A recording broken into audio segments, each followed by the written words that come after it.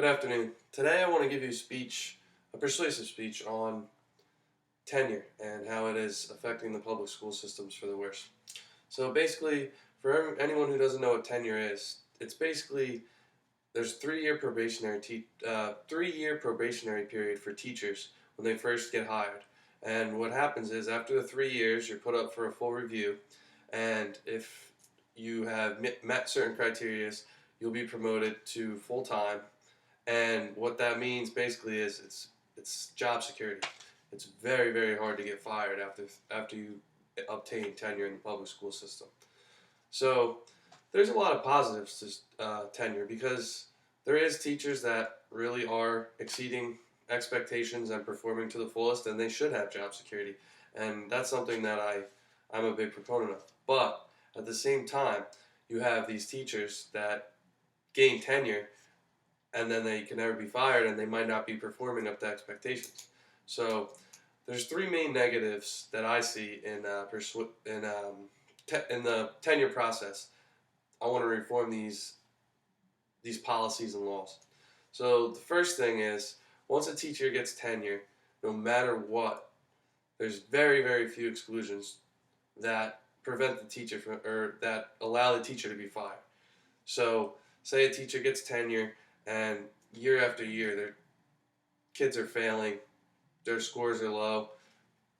After they have tenure, it's very hard to fire them. So they can just be sitting there ruining kids' lives, not teaching them the material they need to be taught.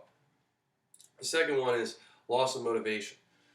Loss of motivation occurs because once you have that tenure, what's going to motivate you to keep performing to your best? I mean, for me personally, if I was a teacher, I'd be motivated by wanting to help kids, but not everyone's like that. Some people do this, they get the tenure and then they're lazy, they don't perform to their highest abilities, and that causes a problem.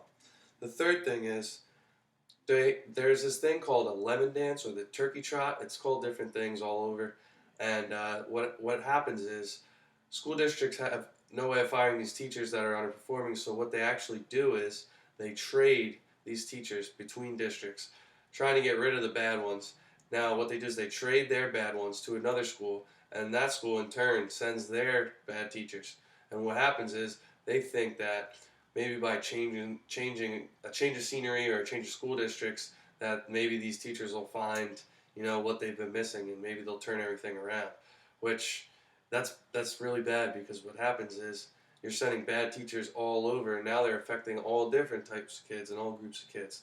And everyone knows that if you have bad teachers, that really can affect you in the future and how you learn and your ability to learn and all those types of things. So my proposal is, right now, it's 3 years. After the 3 years, you get tenure, you're good, you're set. What I want to do is I want to have a constant evaluation. Every 2 years, a teacher will be put up for evaluation. Every 2 years, the teacher will be put up for review. If they do well, they keep passing, that's good. That's keeping good teachers in the system. Now, if you get up to 2 bad reviews, you're allowed 2 bad reviews a maximum. So if you get 2 bad reviews, what happens is you get put on probation. Now, if you're the whole time that you're on probation, I'm not sure, we'd have to discuss this, but I'm thinking maybe probation goes for 4 to 6 years maybe. That could be changed depending on what works best. But if you're on probation and you get another bad review, then you're fired. Which, that's a lot of chances. You get 2 chances, and then the third one, strike 3, you're out. So, also, what I want to do is I want to make sure that we're constantly updating the review process to make sure that with the changing society that we have, that we're evaluating all different types of areas, so that the teacher is, definitely helping kids, definitely doing his best, and that's what needs to happen. What I need everyone to do is I want protests. I want people writing to the law officials. I want writing letters, calling, emailing, whatever you can do, because we need to change this process. A child, if they can't be taught the right way, that could doom them for life, and that's something that you don't want. It's a big problem today. Our scores compared to other nations in math and reading are well below the average in a lot of states. We're falling behind. We need this process to be streamlined. We got to pick it up, and that's what's got to happen.